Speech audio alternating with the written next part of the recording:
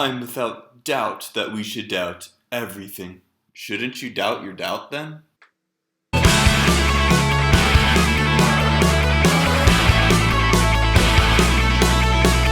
Hello everyone. Happy last week of class. Today we're going to dive into Vatican I and really be looking at Vatican I's understanding of faith and reason. Hopefully the sound quality is pretty good today. It is a little windy outside. We'll see what happens. So, Vatican I happens in 1870. It's supposed to be a really big council. The reason it's called is a lot of the things that are happening in the world around it are really attacking the church on multiple fronts. From political countries trying to take over church land and forcing the church to bend to its will, to the Enlightenment saying that the church can't teach anything reliably whatsoever. And so the church says we gotta call a council and we gotta talk about this. And what Vatican I is gonna say to the Enlightenment and to the world at its time and the world today is that the church does have reliable access to truth and has reliable authority on God. So just a little background on Vatican I. Vatican I's really an unfinished council. So all the bishops show up in 1870, and there are 51 official topics to cover, ranging from defining the role of the church, to the role of the bishops, to defining even the role of the Pope. Hopefully, as you saw through these videos, there's been a lot of fighting between the bishops and the Pope, and so Vatican I's goal is to kind of figure out how do the bishops and the Pope relate to each other. Unfortunately, the Franco-Prussian War starts, and this cuts the council short, and the bishops only get to 2 of these 51 topics. And so they get to the church and the Pope, and they do not reconvene. Today we're going to be looking at a section from Vatican I on the church, and more specifically on the role of faith and reason in discovering truth. So a couple excerpts from this. First, Vatican I says, "The perpetual agreement of the Catholic Church has maintained and maintains this too, that there is a twofold order of knowledge, distinct not only as regards to its source, but also as regards its object. With regard to the source, we know one level by natural reason, and the other level by divine faith. With regard to the object, besides those things which natural reason can attain, there are proposed for our belief mysteries hidden in God, which unless they are divinely revealed are incapable of being known." So what is this saying? Well, it's saying there is 2 ways to both come about knowledge and 2 things to know in knowledge. And so there are 2 sources, 2 origins through which we know things. And these 2 sources are through reason and through faith. That we can know some things by reason and some things by faith and some things by both. And so it talks about the source, but then it also says there's 2 different objects. An object is kind of like the goal, right? What is your object? What is your goal in this? And so the 2 different sources go to 2 different goals. And so it looks like this. The first source is faith. And what is the object of faith? What is faith trying to know? Faith is trying to know God. And so how do we get to know God? It's through revelation. It's through God saying, this is who I am, and us having faith that God is not lying to us. The second source is reason. And what is reason trying to learn?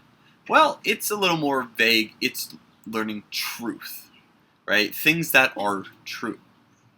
And so the method of discovery is not revelation, right? God doesn't just say, here, gravity is 9.8 meters per second squared in a downward direction on Earth, right? God doesn't reveal that to us. Rather, we observe it and use our logic and measure it to discover these things such as truth. But what's interesting here is Vatican I is saying that there are some things that faith can know that reason cannot. And the reason is that there are some things that are mysteries hidden in God, which unless God tells us we could never have known. Our reason could have never got there. And so Vatican I has this really radical line that even though faith is above reason, there can never be any real disagreement between faith and reason. And our modern sensibilities are just like, whoa, whoa, whoa, whoa. How could faith ever be above reason?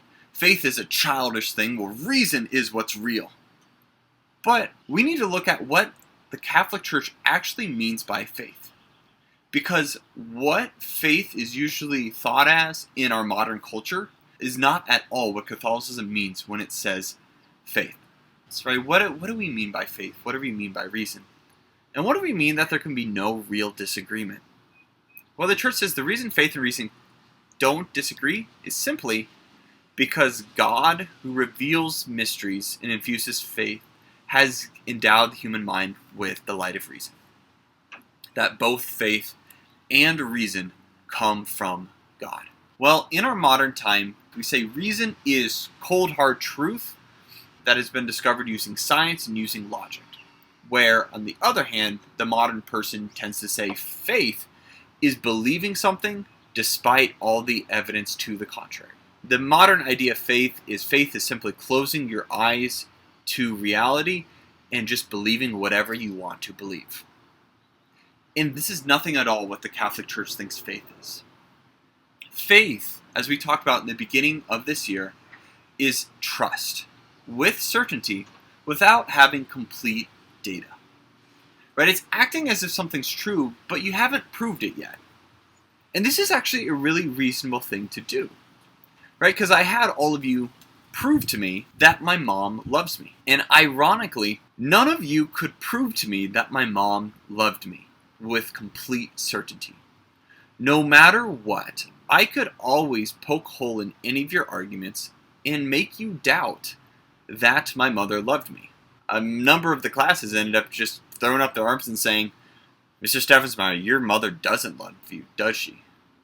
And the reality is, my mom does love me. But if we're only using reason and observation, we couldn't actually come to that. Instead, I trust that my mom loves me. I act as if that's true. I've not proved it. I've never gone and done a scientific test on my mother. Because you know what, if I walked up to my mom and said, hey mom, I want you to prove to me that you love me. I'm going to do these scientific tests on you to show that you love me. Do you know what my mother would do to me? I'm a grown man and she would still ground me. Right? That there's some things that I have to accept with certainty, even though I've never, quote, proved them. And if we really look at most of our life is not proven. For example, I'm sitting on a porch right now that looks over my backyard. I've never proven that this porch won't fall. I've never looked at the integrity of the wood. I've never looked at its design. I've never talked to the people that built it. I have no certainty that this is going to stay up, but I trust it. Faith isn't blindness to reality. Faith is trusting something that is reasonable. Now, what is reason? Well, there's two ways to think about reason, and the first is knowledge with certainty, right? Where you've 100% proved something. And this is useful in math, but the reality is most of our life, we've proved very little things. Any scientist worth his salt will say science doesn't prove anything. It gives you a really high percentage and probability that something's true, but a scientist who said that they've objectively proved something isn't doing accurate science.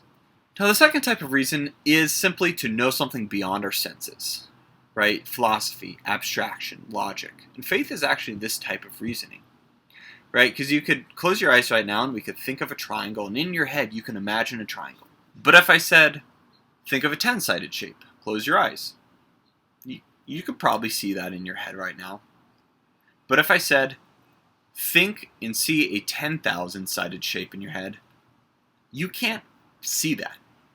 But yet you can grasp and you can comprehend this subject, right? It's an abstract idea. And faith is this sort of abstraction, to know things beyond the physical senses.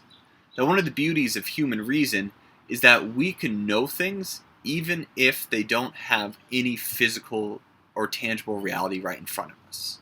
What is faith? What is reason? Well, they're really good friends and they're really helpful. But the issue is reason only gets you so far. Because reason says, I am in control and I get the final say. I'm distant from my thing that I'm studying, and I get to learn about that thing, and it's a foundation for faith. But faith takes another step. Faith is trusting, and it's a personal investment, and it goes beyond reason. The best way to think about faith and reason is think about a friendship. Think about falling in love. If you want to get to know somebody, there's a couple ways you can go about it. One common way is you could stalk them on social media. You can do your research, and you can see what can you learn from observations about this person. You can follow them around town, see where they eat. You can look at what they're posting on social media. And you can learn a lot of things about a person without ever talking to them. And this is kind of what reason is. Reason is looking at the world or thinking about God and saying, what can I learn about you just from observation and pure logic? Or if you've been following this YouTube channel and you don't know me, you've probably learned a lot of different things about me as a person just by watching this. But what's interesting is no matter how many YouTube videos you watch of me or how often you stalk my social media, you and I have no relationship, right? Reason does not give a relationship. Reason just tells you about somebody. If you want to have a relationship, you have to talk to them, and you have to listen to what they say, and you have to trust that they're not lying to you, right? For example, if you looked at my social media, you would see a bunch of pictures of me hiking or camping. You could learn that I really like the outdoors, right? I like camping, love climbing mountains. Imagine you just memorizing my social media and then coming and approaching me and being like, I heard you like mountains. I would just be like, okay. Right, because we never talked. And what's beautiful is, in a real relationship, I will reveal to you, I will say things about myself that you already know through your reason and your intellect. They're not going to contradict. But there will come a point where I will reveal something about myself that no amount of stalking social media will ever learn. Right? You could never learn my deepest fears or anxieties just by looking at social media or following me, right? So if you want a relationship, if you want to really get to know somebody, you have to have faith. You have to trust them. You have to talk to them. You have to have a relationship.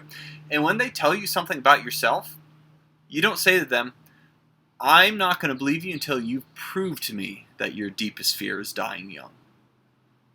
That would crush the relationship. Instead, what you're going to say is, thank you for revealing yourself. I trust you. And that's where a relationship grows. And going back to the source and the object, what is the object of faith? Faith is not just trying to tell you facts about the world around you. The Catholic Church is not saying faith is what's going to tell you that gravity is 9.8 meters per second squared in a downward direction. Faith doesn't care about that. Faith's not trying to tell us about how the physical world physically operates. Faith is trying to tell you something deeper. It's trying to give you a relationship with the one who made everything. And where does faith come from? Faith comes from revelation. Class, what is revelation for? Revelation is for relationship. That faith is above reason, because faith can give you a relationship with God where reason could never. Reason can tell you so much about God, but if you want to have a relationship with God, you need faith. Because reason says, I know things about you. Faith allows you to say, I know you.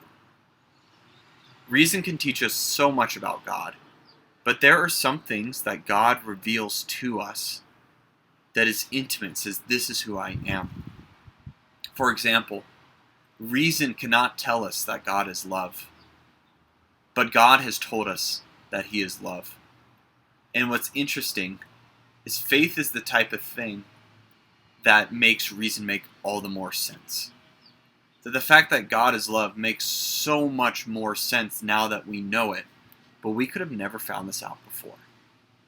So to give you a graph that tries to pull this together, I have these two shapes.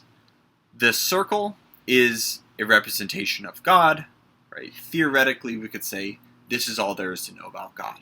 Of course, this is a bad example because God is right, beyond any comprehensive and is infinite, right? So there's always more you can know about God. But this square is things that we can learn through our natural reason. Notice there's an overlap. Reason can tell us a lot of things about God, but reason can never bring us into that relationship with God. So why does faith build on reason? It's because reason gives us a foundation, and then faith lets us go beyond. Reason gives you an idea of who a person is. Faith lets you have a relationship with that person. Just like social media gives you a base of who a person is, but actually talking to that person allows a relationship. And even if you're told the same exact information that you could find out online, being told that face to face, having a person actually reveal that about themselves to you will be so much more meaningful than if you have just done it by your own reason and observation. Right? And yes, faith is trust, but it's a reasonable trust. And so, this is why faith and reason cannot disagree. Because what Vatican I says is it is the same God who reveals the mysteries and infuses faith, who has endowed the human mind with the light of reason. God has given us reason to understand the world that He has created in order to get to know Him better, which faith allows. Then Vatican I says, God cannot deny Himself, nor can truth ever be in opposition to truth. The appearance of this contradiction is chiefly due to the fact that either the dogmas of faith are not understood and explained in accordance with the mind of the Church, or unsound views are mistaken for the conclusions of reason. Essentially, anytime faith and reason look to contradict, one of two things is happening.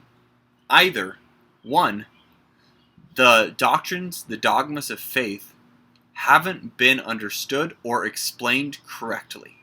That there's been a mistake of explanation. Or, secondly, that reason has made a mistake and holds something to be true that is false. But in reality, faith and reason do not contradict because they come from the same source. They both come from God, and one tells us about God, and the other lets us know God. Now, lastly, I want to poke a little hole in the Enlightenment. Because all of us grow up in this post-Enlightenment world where we all think that reason is the sole way to know anything. As we said, two of the catchphrases of the Enlightenment are doubt everything and if human reason can't comprehend it, then it doesn't exist. And what's fascinating about the Enlightenment is Enlightenment thinkers doubt everything except for one very important thing. Enlightenment thinkers do not doubt human reason. Enlightenment thinkers take it on faith that human reason, in fact, is reasonable. And what's interesting is you cannot prove using reason that reason accurately describes the world. You have to have faith that reason works in order to even use reason. And so to wrap all this up, Vatican I on faith and reason isn't trying to drive them apart, but it's trying to show that reason by itself fails. Because without the faith that reason itself is reasonable, we can't even use human reason. Hopefully that makes sense, and hopefully you get a better idea of what the Catholic Church means by faith and reason. Because again, I'll be really honest with you, nothing frustrates me more as a religious person than when someone tells me, oh, you take things on faith, which means you don't use your reason ever. And it's frustrating because, like, if I look at my life, for 3 years in middle school and high school, all I did was try and prove God's existence using reason alone. Right? I absolutely love philosophy, and I don't know if y'all know this, but I subscribe to a number of atheist YouTubers just to listen to counter-arguments to my own position.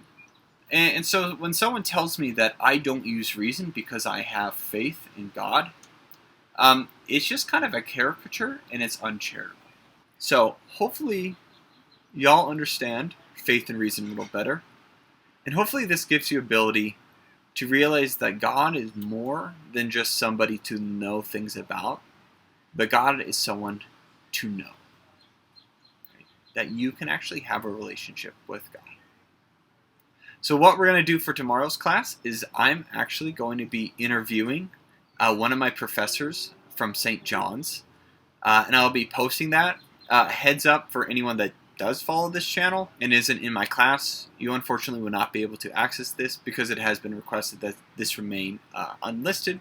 But I'm really excited for this interview and for y'all to see kind of what a real life theologian looks like. She's one of the best teachers I've ever had, so look forward to tomorrow's class. Until then, stay healthy and stay holy, everyone.